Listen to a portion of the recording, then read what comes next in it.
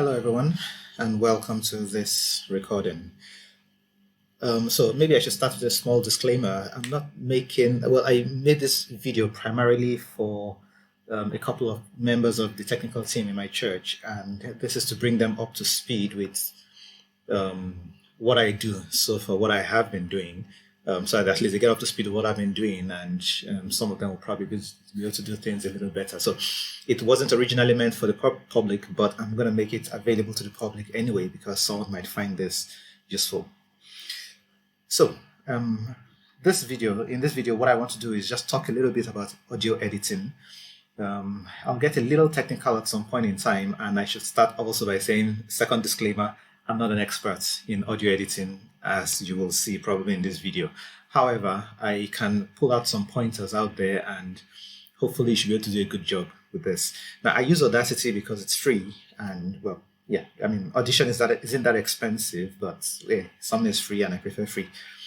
So this is what I use, and I will just run through a few things that Audacity has, and just show how I do my editing with that. So let me, since this is like a bit of an intro, let me go ahead and just open a new Audacity window and talk about what I will not really use today. And that's the fact that Audacity can be used for recording. So if you wanted to record a new project, well, just open on a new Audacity window, hit the record button, and you start recording. Well, maybe before you record, you might want to go ahead and do some settings. So for example, you may want to decide what you want your input to be. Microsoft Sound Mapper input is actually good enough, or you could select a specific microphone. So I could select microphone. Microphone will be the microphone, in this case, just the microphone on my laptop, or I could select stereo mix. Stereo mix generally talks about what the computer is playing itself. So for example, I'm playing a file on the system and I want to have that recorded, then I could use stereo mix. But in this case, I'll just leave Microsoft Sound Mapper. How do I want this to be? A mono channel or a stereo sound? Mono channel will simply have effectively just one single volume across both channels. Now, when you're listening to sound, particularly if you're listening to sound with headphones, you probably realize that you have two different channels. One goes to your left ear, the other channel goes to the right ear. Now, it's possible to record this at two different volume levels so that, for example, you've probably listened to music where you hear the bass coming out a little more on the left ear and the ad-libs, for instance, come out a little more on the right ear. So that is called panning. You could pan some sound a bit to the left and a bit to the right. That simply means you could have one sound have a higher volume in one channel and a lower volume in the other. That way you say you've panned it more to the first channel. So in this case, I'll just use a mono, and for this video, I'll use mono recording, same volume across both channels. If I wanted to play back, how do I want to play back? I won't bother about that just now. So I hit the record button, and once I hit the record button, it starts recording. Now you see this sound bar over here that gives you an idea of your volume level. So if I shout higher, shout louder, that should be, then you see the volume level go higher. Now this waveform chart here on this side also shows us the volume levels. And one thing I should probably mention is that you really do not want this to get to the very top here. You don't want this to hit red, to hit this very end also, because that will distort the sound. So it's a distortion. It's called clipping. And if you could think of a sine wave, if you had a sine wave and if you make the sine wave too large, then it's the software will cut off, or in fact the hardware also will cut off the extra part so that it will no longer look like a sine wave, but rather will look more something like this, a flat top, come down, flat bottom, and then go back. Now that is a problem because you hear that in sound. So trying not to get too technical, that will give rise to a couple of harmonics in there, and we're not interested in that. So I'll just stop this recording. And let me just, I hit this button to go back to the very start of the recording. I could just play it back. Record button. And once I hit the record button, it starts recording. Now you see this sound bar over here. Okay, so that's a simple recording that I did just now. Now this recording isn't perfect. Now you could see that the volume level is probably lower than what you can hear from me, probably. So we could always play around with that.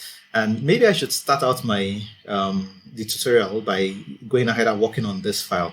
So what I'm going to do is, first of all, I'll select all of this, or let me bring the whole recording into focus. All I've just used is I press Control on my keyboard and I use the center button on my mouse. I just scroll, and it's the center wheel on my mouse to scroll to bring this into focus, to zoom out, I should say.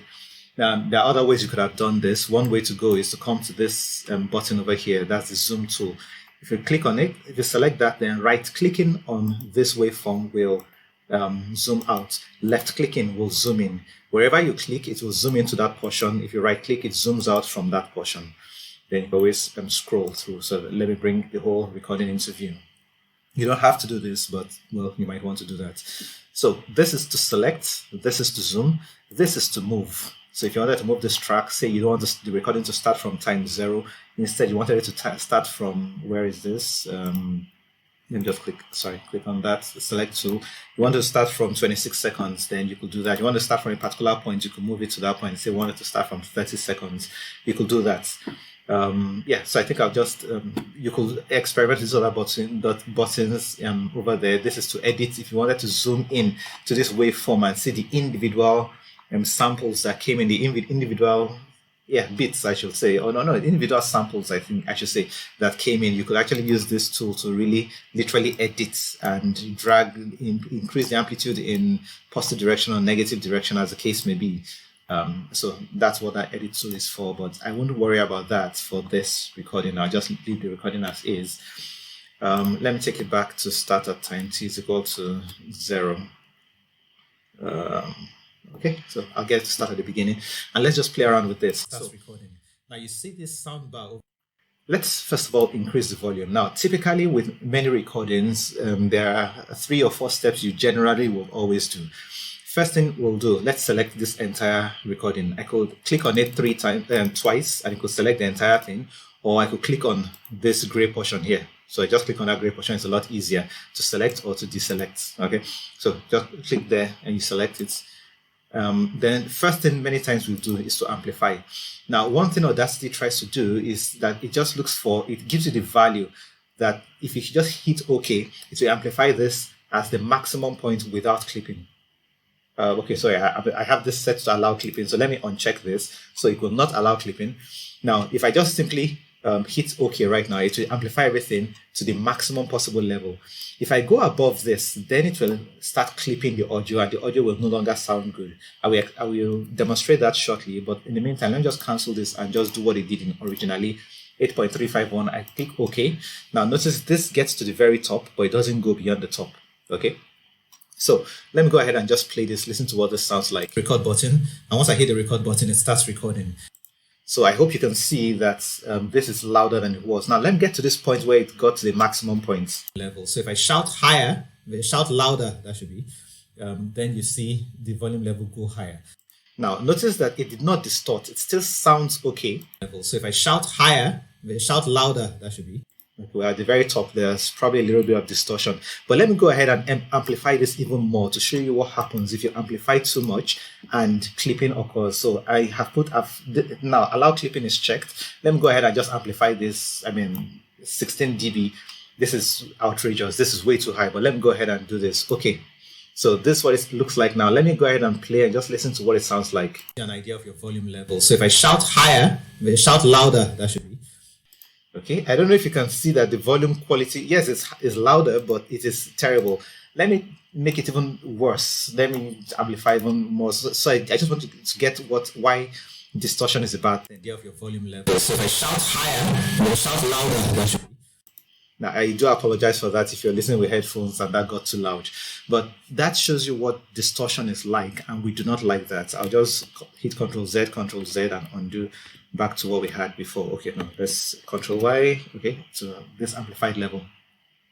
So we don't like distortion, and you've probably gone to a party where you heard the volumes too loud and you heard it sound terrible. Now you know what is going on. Distortion is going on. If the volume is too loud, then it starts to distort at some point in time when it gets beyond the point that the electronics can handle. So looking at this signal, you can hear that it is louder in this region, but it's not as loud in some other regions. Again, it gets loud in this region, it gets loud in this region. Now that's quite a bad thing, and we will try to deal with that shortly. So I said there are 3 things or 4 things you typically do when you have a recording. First, we have just done, we amplified. So we selected everything, we went to Effect, Amplify, and we amplified. So here it tells me 0 dB. There's no more amplification to do to get it to the maximum point. That's good. Now I'll come back to the second thing we often do is normalization. So after amplifying, Next thing we often will do is to do a normalization. So I click on OK. Now, what that tries to do, that just simply tries to make sure that throughout your clip, throughout your recording, there is nothing that goes beyond your sound limits. Now, let me come back and go to that normalize. Where is it? Normalize. Now, notice that it says normalize peak amplitude to what? And in this case, I said -1 dB. -1 dB simply means it could never hit that rail. Now, I could change this out. I could simply say I want this to be 0 dB, so it hits the rail and it doesn't go beyond the rail. But usually, most people tend to do something a little less than the top. So let's say -0.5 in this case. And just simply say, okay, notice it's a little louder, but it doesn't quite get to the very maximum volume it can get to. And this is good practice. Many times we never hit that maximum volume, just to give a little bit of room, wiggle room, in case for some reason some noise gets in somewhere. That's the second thing we often do. The third thing that we often do is what is called compression. Now, remember I said that you, well, in Audacity, I should say, it's called compression. Now, remember I said you have a low volume in some regions, you have higher volumes in some other regions. Now, what I'm going to do is to try to bring everything to about the same level. And in Audacity, that is called compression. In some other software, you have it as automatic volume control or automatic volume leveling. So I'll click on compressor. I won't change any of these defaults. I'll come back to this page shortly, this window shortly, but I won't hit any, I won't change any of the defaults. I'll just click on OK in this case. Now, by the way, we could always click on preview to just listen to what it sounds like. Record button. And once I hit the record button, it starts. Okay, so we could preview that, or let me just click on OK in this case so you see what the output is like. It may take a second or two. Now, notice this is significantly better. This maximum volume still does not go beyond the rail, but then the lower volumes have picked up a little bit. Now, in some cases, it's actually a good idea to repeat a process. So, for example, let's repeat the compression. And now I'll talk about how this compressor works.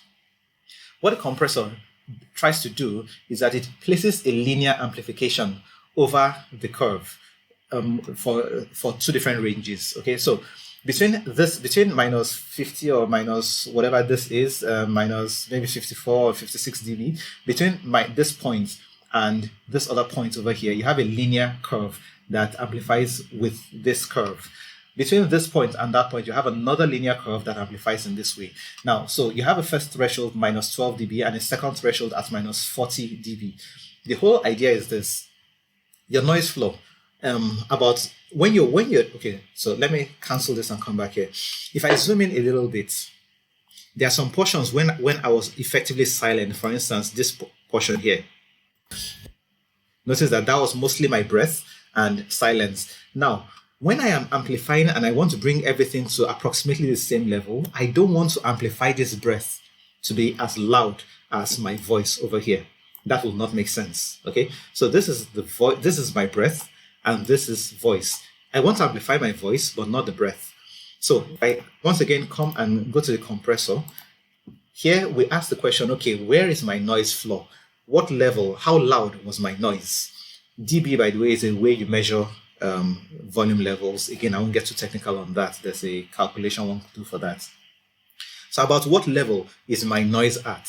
About what level do I want to amplify things up to? Okay, so that's effectively what I'm looking at. What's the ratio of amplification I want to do? What's the attack time and what's the release time? Attack time and release time talks about the fact that, okay, you were talking at a point in time and then you kept quiet. So after keeping quiet, at what so once you kept quiet, it will stop the amplification. But how long should it take before it stops amplifying? And before you start talking about how long should it take before it starts amplifying, so that it doesn't get so mechanical that it's only when voice is coming that you hear. So I mean, if you don't have any attack time or release time, you could easily have something that will sound something like this.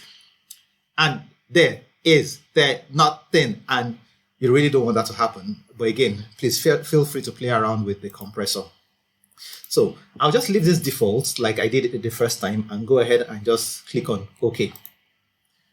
Then I'll zoom out once again so you can see the full signal a lot better. Now, I'll undo so you see what it was like before this last compression. Undo this before this last compression. Redo. This is after this last compression. Notice the volume levels are a lot similar now. Let me go ahead and play this so you can hear this. Hit the record button, it starts recording. Now you see this sound bar over here that gives you an idea of your voice. So you see that, okay, if I let me play to the point where I shouted, volume level. So if I shout higher, shout louder, that should be, then you see the volume level go higher. Now, notice you don't have that much difference between the volume levels. Now, if you wanted, you could decide to compress this one more time, but that's really up to you. Now, after we're done with all of this, notice your sound is hitting the rail once again. It's getting to that maximum value. So we could go ahead and use our normalization one last time so that it keeps the maximum amplitude at about minus 0.5 dB.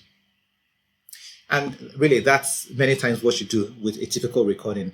And maybe I'll stop this video at this point, and then with the next video, I'll now talk about a few more things in audio editing and about Audacity. Thank you very much.